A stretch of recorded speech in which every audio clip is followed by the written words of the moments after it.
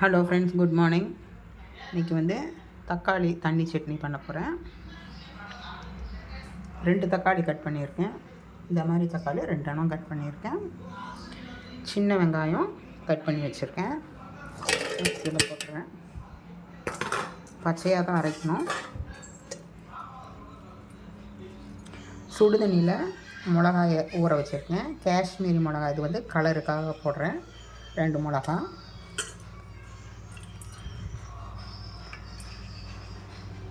3 வரமிளகா,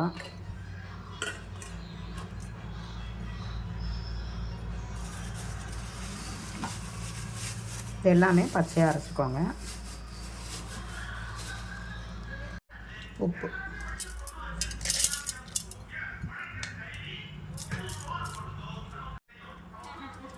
உப்பு போட்டிருக்கேன். கொஞ்சம் புளி வச்சுருக்கேன். நாட்டு சக்கரை கொஞ்சோண்டு போட்டிருக்கேன். கொஞ்சமாக பெருங்காயம்.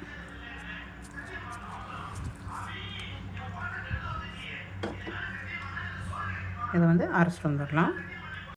தண்ணி ஊற்றாமல் அரைச்சிடுங்க. கொஞ்சம் குறைப்பாக அரைங்க. இதை இப்படி அரைச்சிக்கோங்க, தண்ணி ஊற்றாமல். 2 பல் பூண்டு வேணுன்னா பூண்டு போட்டுக்கோங்க. இப்போ தக்காளி போட்டுக்கலாம்.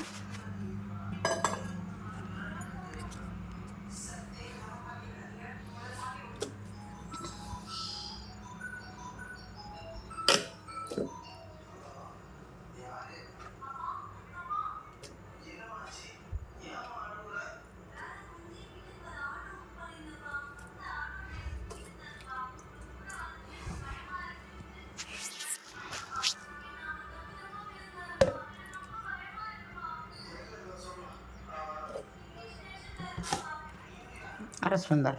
இப்போ தக்காளி தண்ணி சட்னி பண்ண போகிறேன். இதுக்கு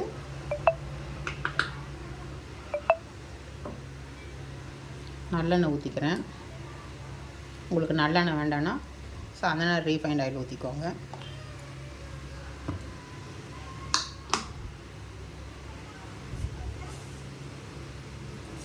கடுகு பொரியட்டும்.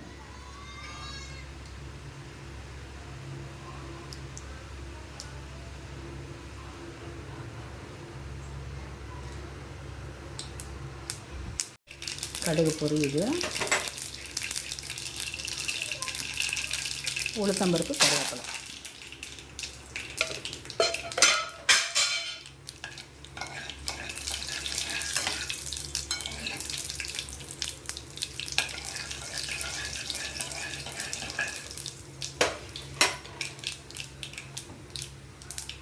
இப்படியே எடுத்து வச்சுருக்கேன், அப்படியே போட்டுடலாம். தண்ணி ஊற்ற வேண்டாம். போகிறதுக்கு கொஞ்சம் நல்லா கலந்துக்கலாம். இதில் எல்லாமே போட்டேன், உப்புலேருந்து எல்லாமே போட்டாச்சு.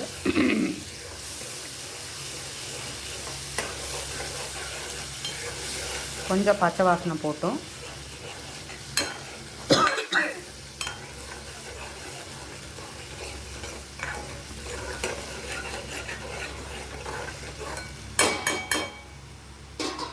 நல்லா கொதிக்கட்டும்.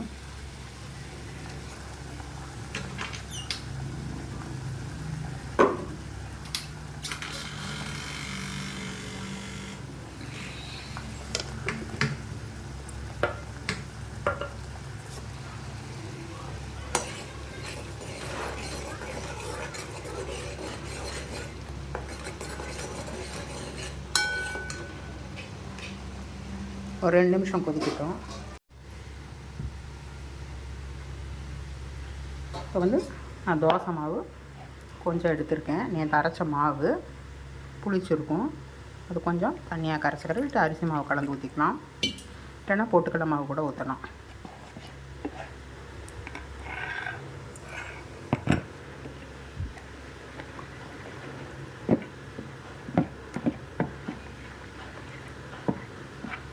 இது போட்டால் டேஸ்ட் கொடுக்கும்.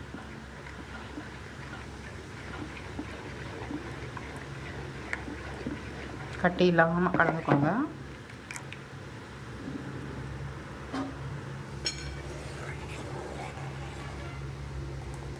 ரொம்ப தண்ணியாக இருப்பாருங்க. இது எல்லாமே போட்டேன். உப்பெல்லாம் ஊற்றிடலாம்.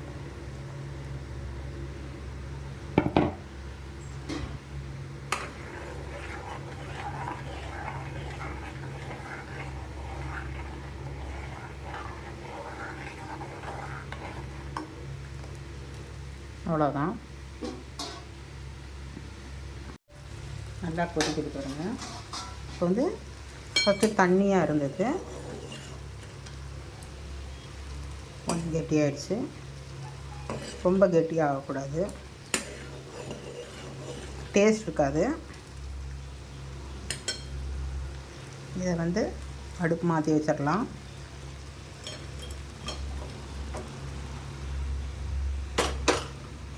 இப்போ வந்து இட்லி வச்சிடலாம். பூண்டு 2 பல் பூண்டு வச்சு அரைச்சிருக்கேன். இதுக்கு அது சொல்கிறதுக்கு மறந்துட்டேன். ஃபஸ்ட்டு தண்ணியாக இருந்தது, இப்போ பாருங்கள் எவ்வளோ கெட்டியாக இருக்குங்க. நான் வந்து காரம் கம்மியாக தான் வச்சுருக்கேன். உங்களுக்கு நல்லா கலர் வேணும், சுருக்குன்னு காரம் வேணும்னா கொஞ்சம் நீங்கள் காரம் ஜாஸ்தியாக வச்சுக்கோங்க. இதுக்கு வந்து பொட்டுக்கடலை மாவு கூட கலந்து ஊற்றலாம். நான் தோசை மாவு இருந்தது, அதனால் கொஞ்சோண்டு போட்டு கலந்துருக்கேன். அரிசி மாவு கலந்து ஊற்றலாம், பொட்டுக்கடலை மாவும் போடலாம். இது போட்டால் டேஸ்ட் இருக்கும். அவ்வளோதான். இட்லி ஊற்றிருக்கேன் இந்த சைடு வேகிறது. அதுக்கப்புறம் எடுத்து போட்டுட்டு காமிக்கிறேன். இட்லி வந்து நல்லா சாஃப்டாக இருக்குது. மேலே வந்து நெய் ஊற்றிருக்கேன், தக்காளி தண்ணி குழம்பு ஊற்றிருக்கேன். மல்லித்தலை எங்கிட்ட இல்லை, அதனால் நான் மல்லித்தலை போடல. உங்கள்கிட்ட மல்லித்தலை இருந்தால் மல்லித்தலை மேலே போட்டுக்கோங்க. என்னோடய சமையல் பிடிக்கும்னு நினைக்கிறேன். பிடிச்சிருந்தால் மறக்காமல் லைக் பண்ணுங்கள், ஷேர் பண்ணுங்கள், சப்ஸ்கிரைப் பண்ணுங்கள், எனக்கு சப்போர்ட் கொடுங்க. பெல் ஐக்கான் கிளிக் பண்ணுங்கள். நான் வேறு டிஷ்ஷில் சந்திக்கிறேன். பாய்.